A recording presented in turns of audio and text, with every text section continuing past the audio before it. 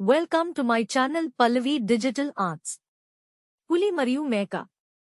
ఒకసారి ఒక దట్టమైన అరణ్యంలో పులిపిల్ల చినుకు తన తల్లి పులితో కలిసి నివసించేది. చినుకు సాహసాలు చేసేందుకు ఎంతో ఉత్సుకతగా ఉండేది.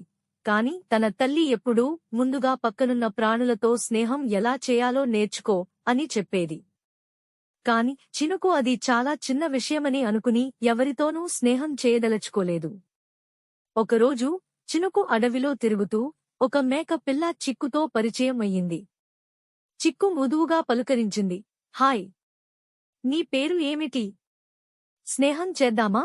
కాని చినుకు కొంచెం అహంకారంతో, స్నేహం అవసరం లేదు, నేను పులిని, నేను బలవంతుడిని అని చెప్పింది. అతను అవగాహన లేకుండా ముందుకు వెళ్ళిపోయాడు. కొద్దిసేపటికి చినుకు అడవిలో ఉన్న పొలాల్లో చాలా లోతైన గొయ్యిలో పడిపోయింది. ఎంత ప్రయత్నించినా పైకి రావడం సాధ్యం కాలేదు. చినుకు చాలా భయపడి అరుస్తూ సహాయం కోసం పిలిచింది. ఆ శబ్దం విని చిక్కు వెంటనే ఆ వైపు వచ్చింది. చిక్కు తన పొడవైన కొమ్ముల సాయంతో చినుకును కింద నుండి పైకి లాగింది. చినుకు ఆశ్చర్యపోయింది. నువ్వు నాకు సహాయం చేశావు, నేను నీతో స్నేహం చేయాలని అంగీకరించలేదు కదా అని అడిగింది. చిక్కు నవ్వుతూ, స్నేహం అనేది ఇవ్వడం, తీసుకోవడం కాదు.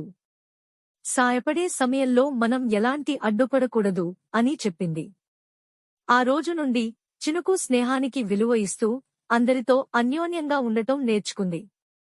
మొరల్: స్నేహం అనేది ఎల్లప్పుడూ గెలుస్తుంది. సహాయం చేయడం, సహకరించడం అనేవి మనిషిని లేదా జంతువుని బలమైనవారిగా చేస్తాయి. మూలం: ఎవరైనా స్నేహపూర్వకంగా ఉండాలంటే పెద్ద కృషి అవసరం లేదు, చిన్న మనసు చాలు. Thank you so much for watching. Please like, share and subscribe.